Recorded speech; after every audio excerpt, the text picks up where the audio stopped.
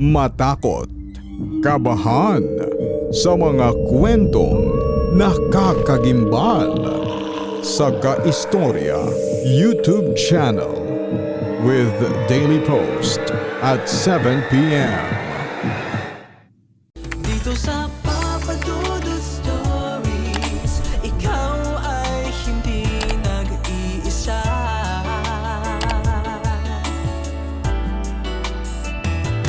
Dito sa Papa Dudut Stories, may nagmamahal sa'yo. Papa Dudut Stories. Papa Dudut Stories. Dear Papa Dudut, sa lahat po ng mga nakatutok ngayon, huwag pong kalimutan mag-like, mag-share at mag-subscribe. Maraming salamat po sa inyong lahat.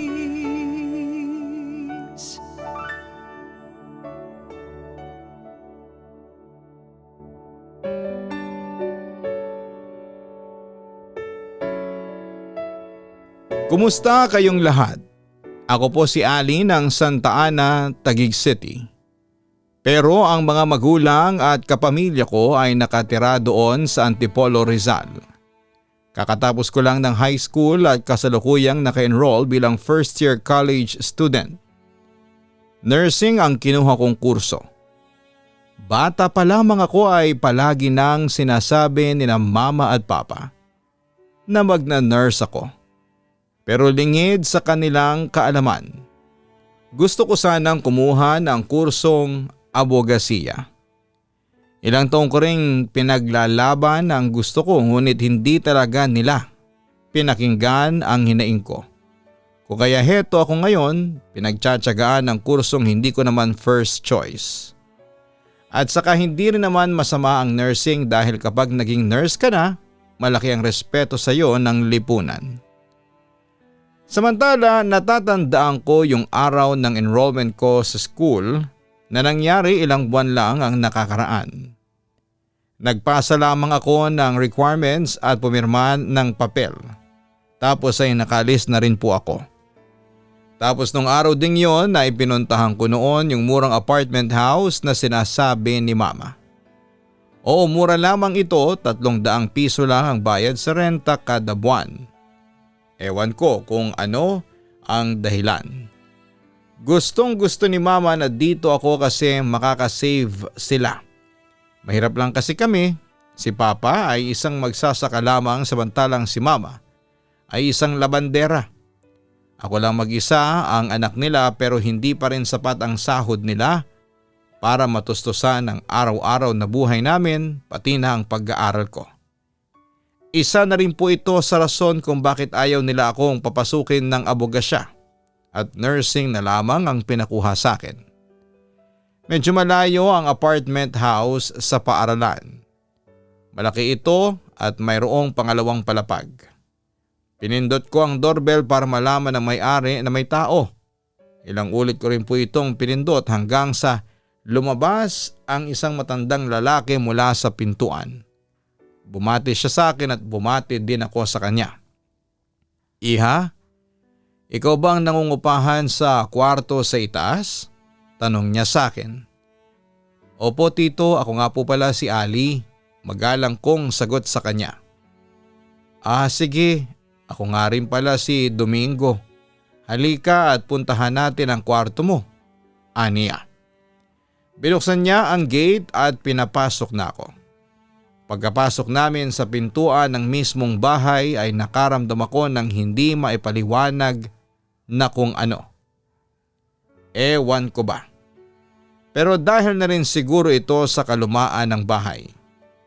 Sa isang sulok ay nakabukas pa ang TV at nakikita ko ang isang matandang babae na natutulog sa isang mahabang upuan malapit sa TV.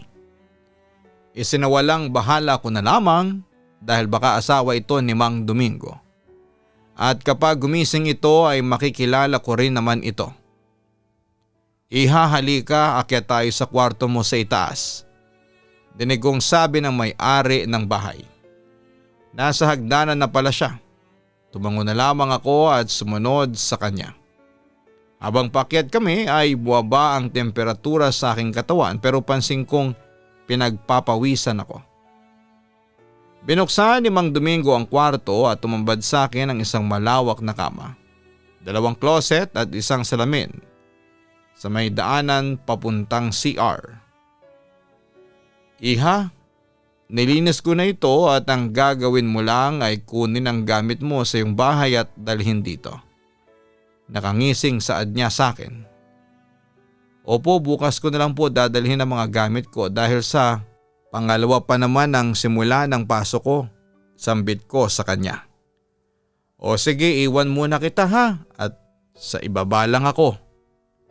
Pagkatapos niyang sabihin yon ay dumiretso kaagad siya sa hagdanan at buwaba na.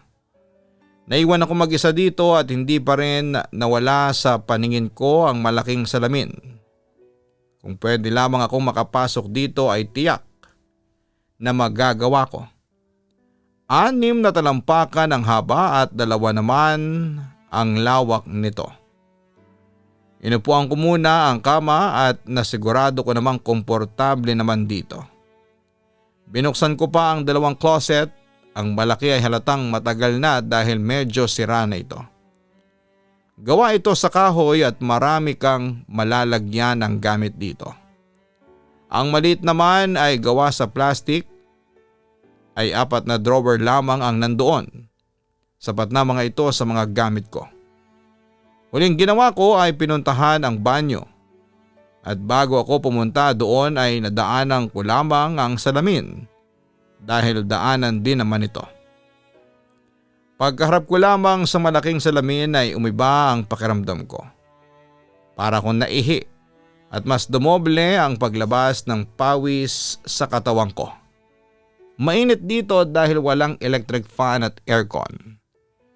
Pumasok na lamang ako sa banyo para umihi. Malit lang naman ang banyo at halatang bagong linis din ito. Meron pang gripo dito kaya wala na akong poproblemahin pa. Pagkalabas ko ay aksidenteng natanaw ko ang malaking salamin at napansing tila may isang babaeng pababa ng hagdanan. Oo, alam kong babae dahil mahaba ang buhok nito at blouse din ang suot nito. Naisip ko na lamang na baka ang asawa lamang ni Mang Domingo. Tumigil muna ako sa salamin at inayos ang sarili ko. Hindi ko man maipaliwanag pero parang may ibang tumitingin sa akin. Kung kaya'y naisipan ko na lamang na bumaba na. Pagkababa ko ng hagdanan ay napansin kong patay na ang TV at wala na rin ang babaeng asawa yata ni Mang Domingo. Wala din si Mang Domingo dito kaya pumunta na lamang ako sa labas. Nakita ko si Mang Domingo na nagwawalis malapit sa gate kaya pinuntahan ko na lamang ito. Mang Domingo, uwi po muna ako at babalik na lang po ako rito bukas kasama ang mga gamit ko. Pasigaw kong sabi sa kanya. O iha, sige at mag-iingat ka pa uwi mo. Pinagbuksan pa niya ako ng gate at lumabas na lamang ako. Bago ko umalis ay naalala ko pa ang asawa niya. Tito, maraming salamat po at pakisabi na lang po sa babaeng asawa ninyo yata na salamat din at bukas na lang ako magpapakilala sa kanya. Nakangisi kong sambit sa kanya. Pagkarinig noon ay umiba ang ekspresyon ng mukha niya. Parang takot ito at hindi makapaniwala sa mga nasabi ko. Iha? Nauutal nitong sabi. Wala akong asawa. Kung kaya ako lang mag-isa dito sa bahay. Naramdaman ko ang takot ni Mang Domingo nang sinabi niya yon at sa narinig kong yon ay natakot din ako kung kaya naman ay dali-dali na lamang ako naglakad at dire-diretso na sa pag-uwi. Malayo na ako at lumingon ako sa apartment house na nirerentahan ko. Nakita ko pa rin nakatitig sa akin si Mang Domingo at ramdam ko pa rin ang kababalaghang bumabalot sa babaeng yon at ng bahay na yon. At dahil malayo ang bahay namin ay 6:00 na nang makauwi ako sa bahay at plano ko na sanang dumiretso sa kwarto ko, ngunit nakasalubong ko si Mama kaya nagmano ako sa kanya. at binuksan niya rin ang usapan tungkol sa universidad na papasukan ko at sa apartment na rerentahan ko. "Nakapag-enroll ka na ba, anak?" tanong niya sa akin. Opo mama." Utal ko pa ring pagsagot dahil ngayon ay takot pa rin ako. Yung apartment house na mura napuntahan mo ba? Tanong niya sa akin. "Opo, at okay naman po ang lahat at bukas na po ako ulit babalik doon. Dala ang mga gamit ko dahil sa makalawa na po ang pasok ko." "O sige anak, mag-aral kang mabuti para matulungan mo kami ng tatay mo," sambit niya sa akin. "Opo mama, pasok po muna ako sa kwarto at magpapahinga," sabi ko sa kanya. "Sige anak, at hihintay na lang natin ang tatay mo at maghahapunan na tayo."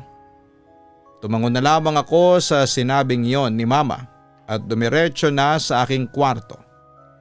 Dahil sa maliit lamang ang bahay namin ay maliit din ang kwarto ko. Pinagkakasya ko lamang ang mga gamit ko sa mga upuan dito.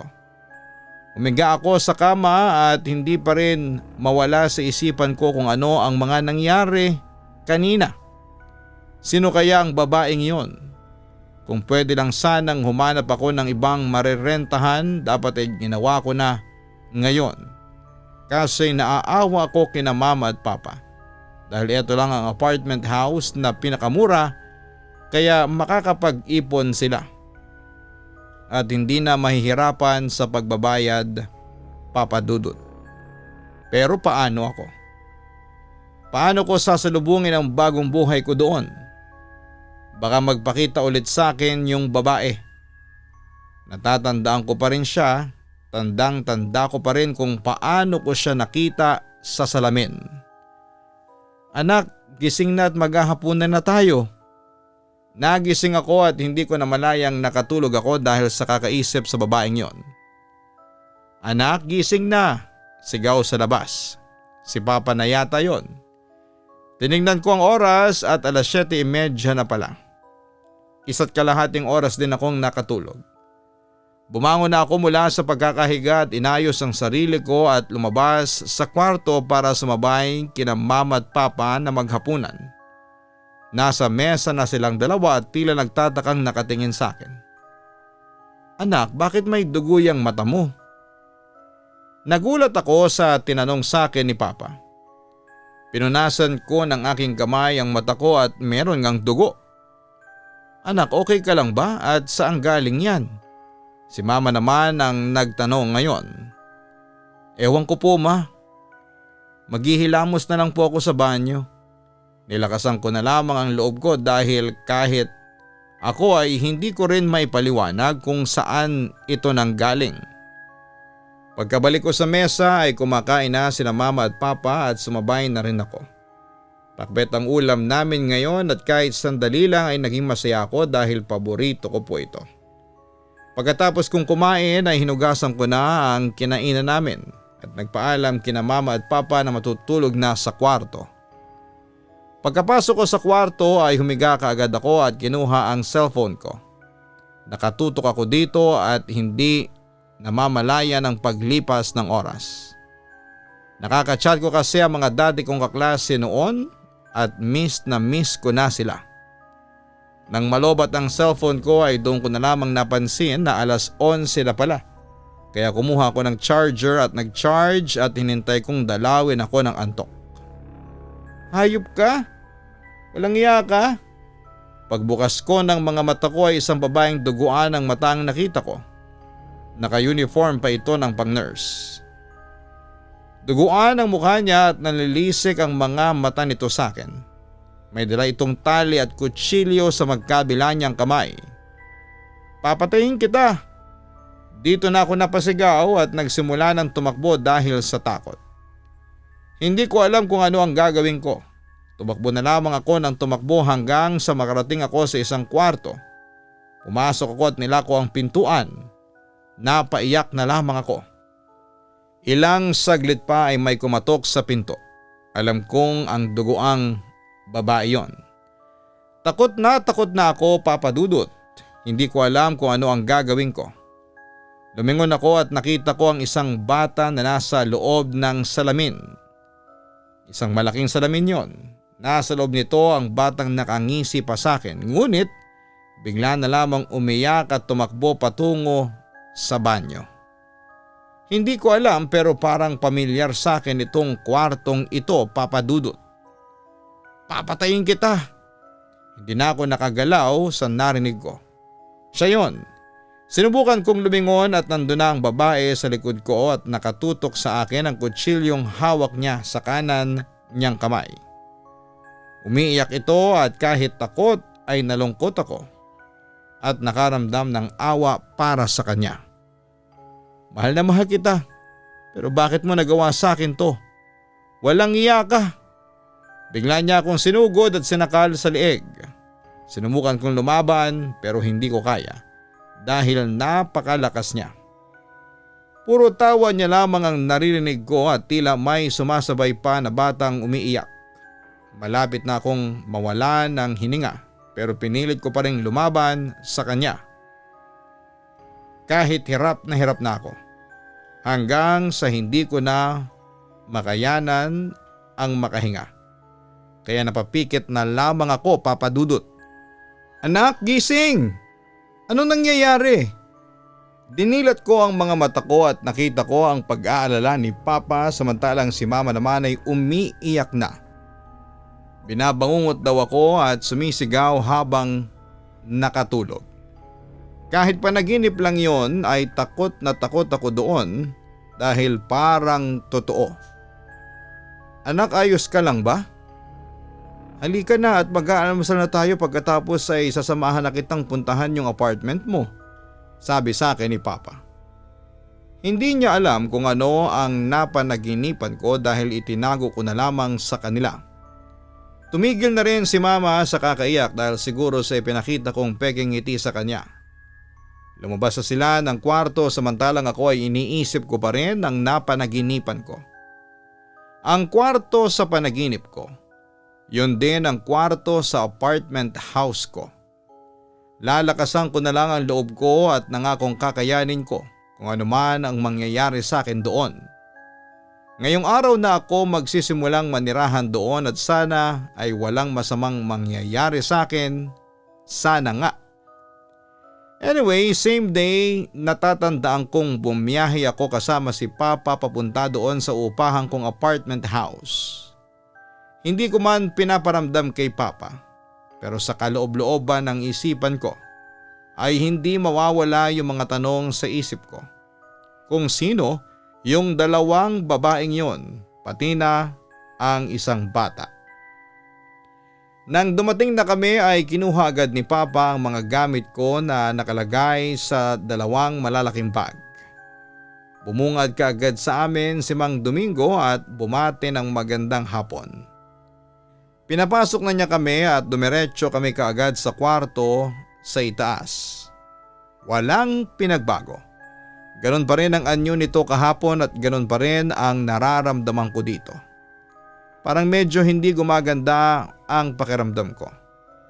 Pagkalapag ni Papa ng mga bag ay inayos ko kaagad ito at nilagay ang mga laman nito sa dalawang cabinet.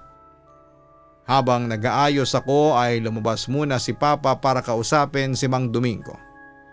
Hindi pa man ako nakatapos ay agad akong nakaramdam ng kakaiba. Biglang lumamig at sinabayan pa ng tunog ng isang batang umiiyak. Ewan ko pero baka imahinasyon ko lang din. Pansamantalang tumigil ang tunog kaya bumalik na ako sa ginagawa ko. Pagkatapos kong ipasok lahat ng gamit ko sa dalawang closet ay tinignan ko ng mabuti bawat sulok ng kwarto. Wala itong laman kundi isang kama, isang mesa, dalawang closet at isang salamin na nasa daanan ng banyo. Wala akong ginawa kundi ang pinuntahan ko na lamang yung salamin. Tinitigan ko ng mabuti ang sarili ko. Medyo maganda din naman ako, may pagkatsinita, matangos ang ilong at maputi. Pero hindi ko alam kung bakit walang nanliligaw sa akin. Pero wala na akong paki doon. Tinitigan ko na lamang ang sarili ko hanggang sa nakita ko siya, yung babae sa panaginip ko. Nakauniforme ng pang-nurse, nakangisi siyang nakatingin sa akin at sa takot ko ay hindi ako makahinga, kaya pinilit ko na lamang na pumikit. Hindi ko man siya nakikita sa sitwasyong ito, ay ramdam ko pa rin ang presensya niya sa likod ko. Bigla ako nakarinig ng mga paang papunta sa akin. Sa bawat paghakbang nito ay mas lalong bumilis ang tibok ng puso ko. Papatayin kita, paulit-ulit nitong sabi. Papatayin niya raw ako. Ilang saglit lamang ay tumigil na ang tunog ng mga paang papunta sa akin at alam kong nasa likuran ko na siya. Bigla na lamang dumapo ang isang kamay sa balikat ko at napasigaw ako sa takot. Pero nilabanan ko yon at lumingon ako sa kung sino man yon. Pagkalingon ko ay nabigla ako sa aking nakita. Ramdam ko ang takot ng mga sandaling yon. Ngunit nilakasan ko ang aking loob at nilingon ko yung kung sino man ang kumalabit sa balikat ko. Anong nangyari, anak? Natauhan ako sa boses ng narinig ko. Yun pala ay si Papa lang. Kahit na nakabitaw ako ng isang malakas na buntong hininga, ay ramdam ko pa rin ang takot ko. Anak, bakit ka nakapikit dyan sa salamin? Kitang-kita ko ang pag-aalala ni Papa sa akin. Kahit kinakabahan ay hindi ko na lamang ito pinahalata kay Papa. Wala po pa. May iniisip lang po ako about sa bagong buhay ko dito. Okay anak, uuwi na ako dahil alas 5 na't malayo pa ang biyahe papunta sa bahay natin, ang sabi pa ni Papa sa akin. Sige po, ingat po kayo, magalang kong sabi sa kanya. Nagmano ako sa kanya at hinatid siya sa labas ng bahay. Hindi pa man siya nakakalayo ay pumasok na agad ako sa kwarto. Pero bago yon ay kinausap muna ako ni Mang Domingo. Iha, alis muna ako ha. Bibili lamang ako ng panghapunan ko. Okay po tito, ingat po. Ikaw, anong kakainin mo mamaya? Yun na nga tito butit naalala ko. May rice cooker po ba kayo dito? Baka pwede pong pahiram muna. Naku, wag na.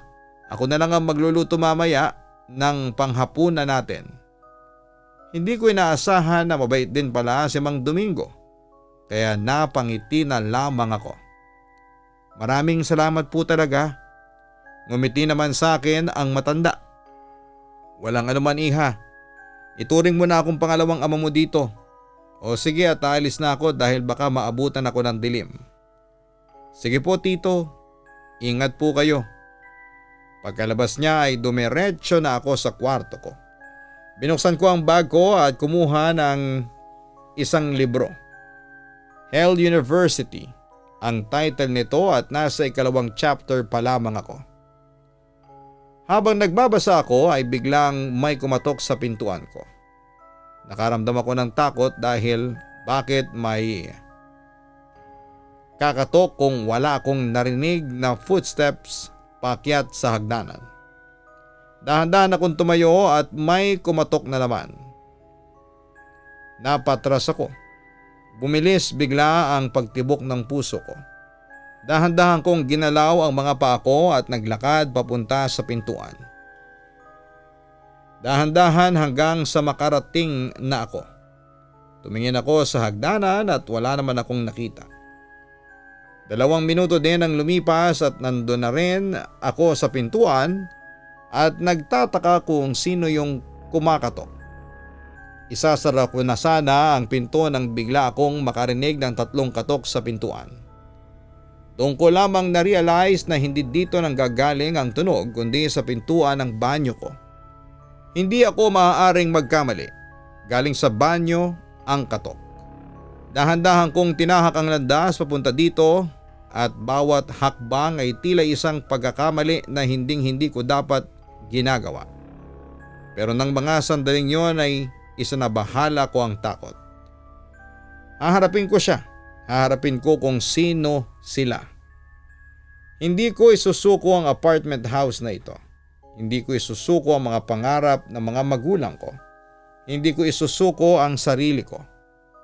Dahan-dahan kong binuksan ang pintuan at nakalikha ito ng nakakatindig balahibong tunog. Nagulat ako sa aking nakita. Walang tao. Idinako ko ang mga mata ko sa bawat sulok nito, ngunit wala akong nakita. Walang tao. Posible kayang nagkakamali ako. Posible kayang hindi galing dito ang tunog. Sino yon? Bawat tanong na pumapasok sa isipan ko ay siya ring dumadagdag sa bigat ng nararamdaman ko. Hindi ako maaaring magkamali, Papa Dudut. Dito galing ang tunog, kaya naman nagpakawala na lamang ako ng mahabang buntong hininga. Isanarado ko na ang pintuan at tumalikod na ako. Hindi ko inakala ang sumunod na pangyayari. Ang babae dala ang isang sanggol, nakangisi itong tumingin sa akin. Napasigaw ako ngunit alam kong walang nakarinig sa akin. Nakatingin pa rin siya sa akin, nakangisi. Hindi ko maalis ang tingin ko sa kanya. Parang hinihila ang aking mga mata papunta sa direksyon niya. Lumayo ka sa akin! Sinigawan ko siya kahit na nanginginig ang baba ko habang binibigka sa mga katagang yon. Hindi ko din inaasahan ang ginawa niya, umiyak siya. Kasabay ng pag-iyak niya ay ginalaw niya ang mga kamay niyang may bit-bit na sanggol. Itinaas niya ito sa ulo niya. Umiyak pa rin siya sa pagkakataong ito. Umiyak din ang sanggol. Mamamatay ka rin. Mamamatay ka. Mamamatay ka. Pagkatapos niyang sabihin ito ay ibinato niya sa akin ang sanggol na siyang ikinagulat ko at sa kabutihang palad ay nasalo ko ito. Ngunit aksidenteng napatingin ako sa sanggol na hawak ko. Patay na siya at duguan. Dahil sa nakita ko ay unti-unting nanlabo ang paningin ko hanggang sa maramdaman ko na lamang na bumagsak na ang katawan ko at niyakap ng dilim ang paningin ko. Ali, iha! Papa Dudut, unti-unti kong minulat ang aking mga mata. Ilang saglit pa ng aking masilayan, si Mang Domingo pala ang tumatawag sa akin. Napansin ko nakahiga na ako sa kama ng aking kwarto. Inalala ko ang huling nangyari at napabuntong hininga na lamang ako nang pumasok sa isipan ko ang nangyari sa mga sandaling yon. Iha, okay ka lang ba? Anong nangyari? Tanong niya sa akin. Okay lang po ako, tito. Nabunggo lang po ang ulo ko sa banyo kanina kaya nawalan ako ng malay. Pagsisinungaling ko. Iha? Nakikita mo ba sila? Nagulat ako sa mga sinabi niya. Po? Alam kong nagpakita sila sa iyo at hindi ko na dapat sasabihin to pero natatakot na rin ako. Baka kung ano pang masama ang mangyari sa iyo. Nakikita ko ang awa at takot sa mga mata niya. Ano pong ibig ninyong sabihin? Tanong ko dahil hindi pa ako masyadong naliwanagan sa mga sinabi niya. Ang nurse, ang anak niya at ang matandang babae, nakita mo noon. Umagos ang luha sa mga mata niya. Sino po sila? Bakit sila nagpaparamdam sa akin? Maiyak-iyak kong tanong. Si Miling siya ang asawa ko. Siya siguro ang nakita mong matandang babae nung una kang pumunta rito. Ramdam ko pa rin ang kalungkutan sa mga sinasabi niya. Sabi niyo po kayo lang ang naninirahan dito. Iha, 8 taon na ang nakakaraan. Masaya kami ng asawa kong si Miling na naninirahan dito. Bagong bili namin itong bahay na ito at noong time na yon ay buntis ang asawa ko. Ngunit sa kasamaang palad ay namatay ang sanggol habang pinapanganak siya ni Miling. Namatay ang anak namin namatay ang anak ko. Napapahagulhol na lamang ito habang nagkikwento. Ilang buwan din nang mapagpasyahan naming magparenta sa mga estudyanteng gaya mo ay pumapasok din sa paaralang pang nurse dyan. Tinanggap namin ang isang dalagang si Rochelle. Mabait, masipag, matulungin.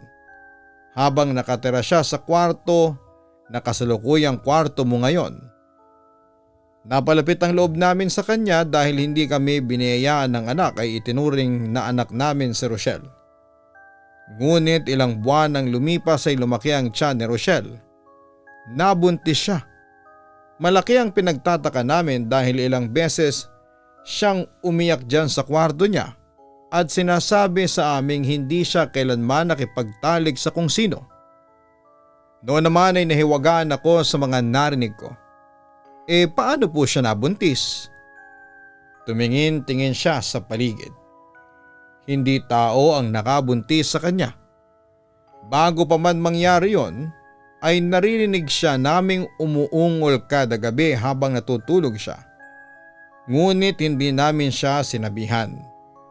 Inalagaan pa rin namin siya at itinago sa mga magulang niya ang mga nangyari. Araw-araw umiiyak si Rochelle. Dito mismo sa kwarto niya. Dito sa kama mo. Nagulat kami nang sinabihan niya kaming ipapahulog niya ito. Marunong si Miling sumagawa ng aborasyon. Kaya kinabukasan ay ginawa nila, ngunit yon pala ang huling araw nila. Ano po ang nangyari? Tanong ko. Habang nasa kama si Rochelle at nagwawala na dahil sa sakit, ay naramdaman namin ang lakas ng ihip ng hangin. Unti-unting gumalaw ang kamang hinihigaan ni Rochelle. Yan, ang kamang hinihigaan mo. Itinuro niya ang kama ko kung saan ako humihiga ngayon. At napailing na lamang ako. Nang makuha na ang katawan ng bata na medyo hindi pa na-develop, nawala ng malay si Rochelle at ilang sandali pa ay natumba ang asawa ko. Habang ako ay unti-unting nawala ang paningin ko at natumba na rin. Pasensya na po, sambit ko. Nagising na lamang ako sa ospital at nalaman kong namatay na sina Miling at Rochelle. Hanggang ngayon ay hindi ko pa rin matanggap. 5 taon nang nakakaraan buhat nang mamatay sila, pero ngayon ay masakit pa rin. Nawalan ako ng asawa at parang nawalan din ako ng anak. Pagkatapos noon ay pinarentahan ko na lamang ang apartment na ito, ngunit walang tumatagal dahil nagpaparamdam sila.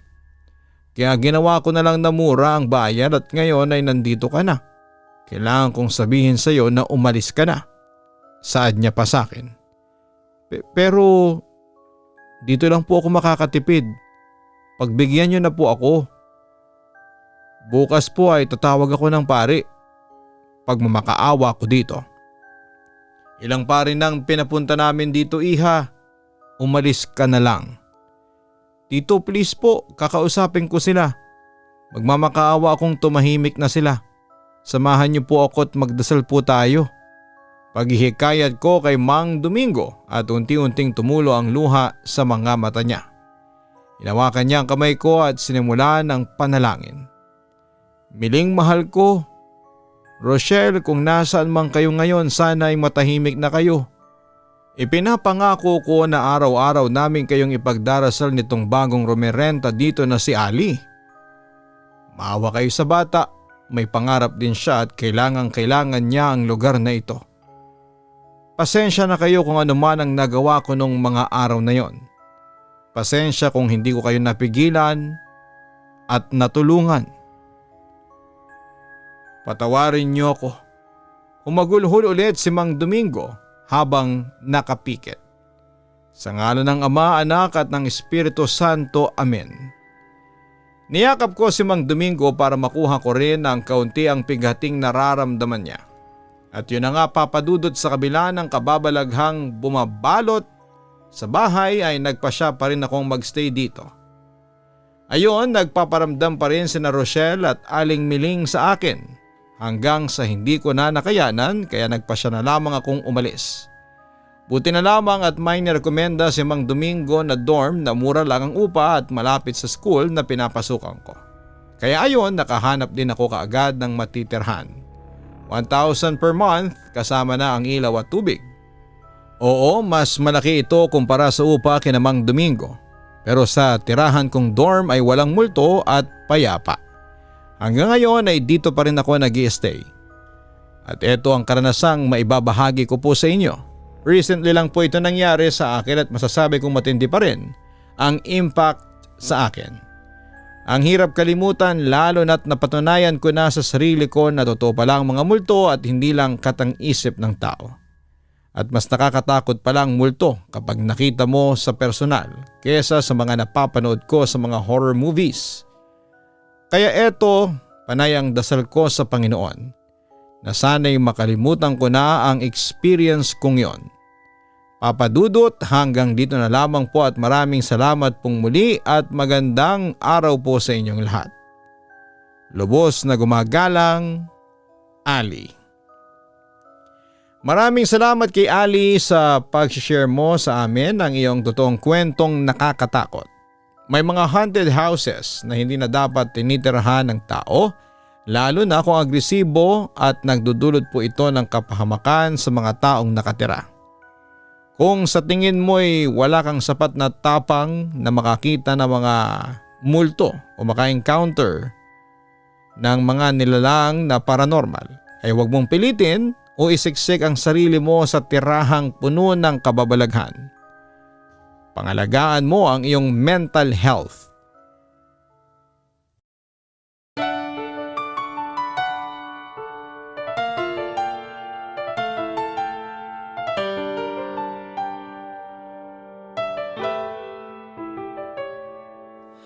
Ang buhay ay mahiwaga,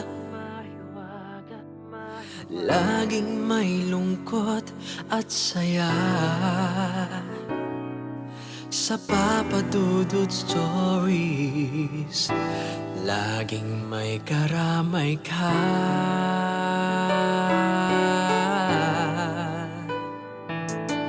Mga problemang kaibigan, dito ay pakikinggan ka.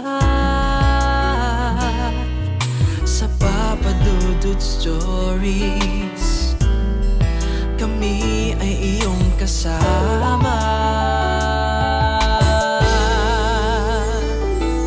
Dito sa Papa Dudut Stories, ikaw ay hindi nag-iisa.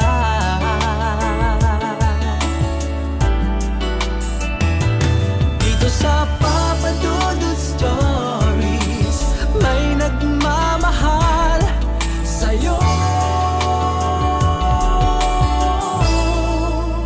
Papa Dudut Stories, Papa Dudut Stories.